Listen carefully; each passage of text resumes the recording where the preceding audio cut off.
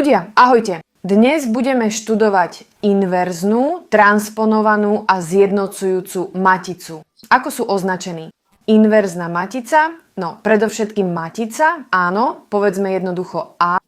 Inverzná matica bude A na mínus prvej mocniny, transponovaná matica bude označená ako AD, transponovaná, a zjednotená matica bude označená ako A s hviezdičkou. Mimochodom, budeme študovať M, použijeme ho na nájdenie inverznej matice, A, matica A s hviezdičkou a dokonca aj transponovaná. Mimochodom, spojená matica sa tiež nazýva recipročná a pripojená.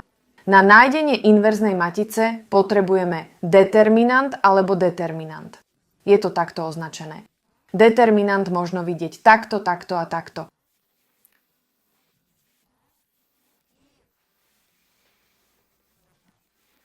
Toto sú 4 variácie. Poďme na to. Máme maticu A. Bude to traja po troch. Na nájdenie inverznej matice potrebujeme, aby táto matica bola štvorcová. 3x3, 2x2. Budeme mať 0, 1, 1, 1, 0, 0 a 0, 0, 1. Pravda? Presne tak. Aby som našiel inverznú maticu, napíšem vzorec tu hore, pretože sa naň budeme často odvolávať. Inverzná matica k mínusu prvej mocniny je jednotka delená determinantom. Preto determinant nemôže byť rovný nule. A vynásobte maticou A vzájomnou alebo konjunkciou, ale je transponovaná. Najprv nájdime determinant tejto matice. Urobme to takto. Determinant tejto matice. Ako ho nájdeme? Budem potrebovať svoj červený fix, aby som ti kreslil. Takže potrebujeme mínus, musíme nájsť túto prácu. Bude tu dielo, bude tu aj dielo. Teraz ti to vysvetlím. Takže najprv urobme červenú časť a druhá časť bude modrá. Teraz si idem dať fixku. Dávaj pozor na moju ruku. Musíme túto čiaru vynásobiť, pridať túto čiaru a pripočítať tú čiaru. Výsledkom je táto čiara 0 x 0 x 1. Napíšem tu 0 až 0 pre 1. Potom z 1 na 0 na 0. Ospravedlňujem sa, nie je to násobenie, ale plus. Takže 1, 0, 0. 1, 0, 0. A potom naopak 1 na 1 za 0. 1 na 1. A teraz prejdime k modrej časti. Musíme to vynásobiť, pridať k tomuto trojuholníku a pridať k tomuto trojuholníku.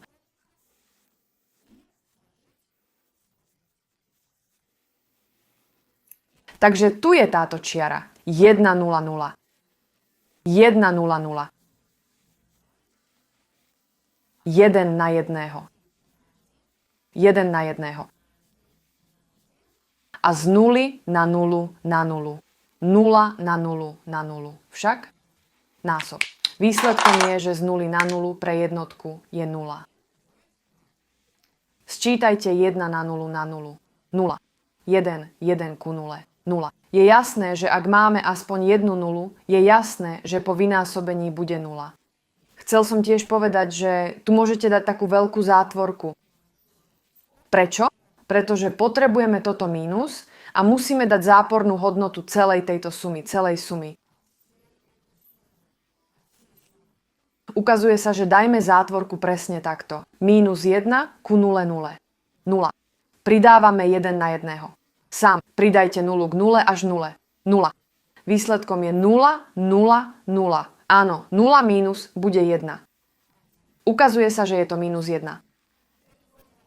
Prepíšte tento vzorec, pretože teraz vymažem determinant a dám minus 1. Minus 1. Predtým, než definujeme transponovanú maticu, chcel by som hovoriť o determinante. Determinant bude 0. Aj vy sa môžete rozhodnúť to nepočítať. Ak sú dve rovnaké čiary a, alebo ak napríklad v jednej čiare celá čiara, všetky sú rovné nule alebo stĺpcu. To znamená, že ak sú dva identické riadky identické, alebo jeden riadok, či jeden stĺpec sú celočíselné, rovnajú sa nule. Aby sme našli spojenú transponovanú maticu, najprv musíme nájsť len transponovanú maticu. Tak poďme ho nájsť. Je to veľmi jednoduché. Každý riadok premeníme na stĺpec. Napríklad priamka, ktorú máme, je 0, 1, 1, 0, 1, 1. Do stĺpca napíšte 1, 0, 0, 1, 0, 0, 0, 0, 1, 0, 0, 1. Toto je naša transponovaná matica. Teraz nájdime spojeneckú transponovanú maticu. Na to budeme potrebovať o niečo viac miesta, než len pre bežnú maticu. Ako sa nachádza? Vyťahneme veľkú. Budeme musieť nájsť 9 sprievodcov. 3 tu, v druhom riadku a v treťom.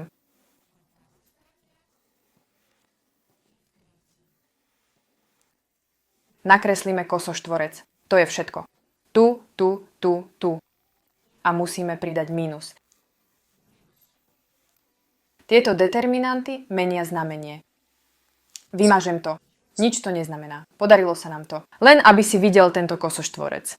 Aby ste sa nepomýlili, je najlepšie robiť túto prácu počas prvých 50 cvičení.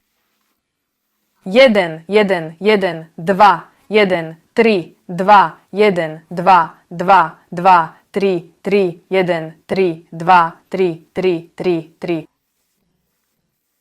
Riadok, stĺpec. A teraz, aby sme vypočítali každý determinant, napríklad 1, 1, odstránime prvý riadok a prvý stĺpec z našej transponovanej matice.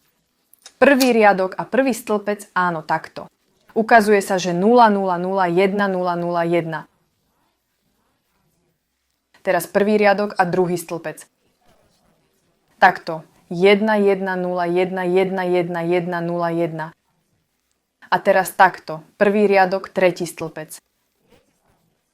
1, 1, 0, 0, 1, 1, 0, 0. Ďalší. 2, 1. Druhý riadok, prvý stĺpec. 1, 0, 0, 1, 1, 0, 0, 1. 2, 2. Takto sa kríži. 0, 0, 1, 1, 0, 0, 1, 1, 1. Druhý riadok, tretí stĺpec. To je všetko. 0, 1, 1, 0, 0, 1, 1, 0. Teraz tretí riadok. Tretí riadok. Prvý stĺpec. 1, 0, 0, 0, 1, 0, 0, 0. Druhý stĺpec. 0, 1, 0, 0, 0, 1, 0, 0. A 3, 3. 0, 1, 1, 0, 0, 1, 1, 0. Spomeňme si, ako počítame determinant matice 2x2.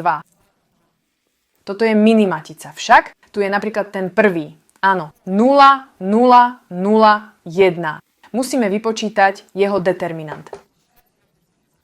My vynásobíme nulu jednou, nulou jednou a odpočítame nulu násobenou nulou, vynásobíme nulou.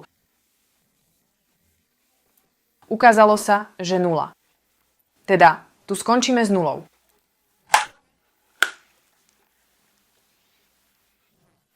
To znamená, že musíte vynásobiť toto a odčítať tamto.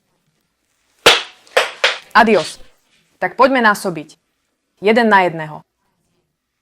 Mínus bude 0 však, pretože 1 za 0 bude 0. Ukáže sa, že je to mínus 1, pretože musíme zmeniť značku. Vidíte, áno, toto mínus. Teraz 1 pre 0, 0. Mínus 0 pre 1, 0, bude to 0. Pravdepodobne ste si všimli, že celý stĺpec tu je 0, 0 však. A tu je tá hranica. Výsledkom je, že dostaneme nulu. Pozrime sa bližšie, aby sme nepočítali, ale napísali priamo, že bude 0. Napríklad tu máme priamku 0, takže tu určite bude 0. Tu máme stĺpec s nulou, čo znamená, že bude tiež 0. Aj tu je stĺpec 0, takže sa ukáže, že je 0.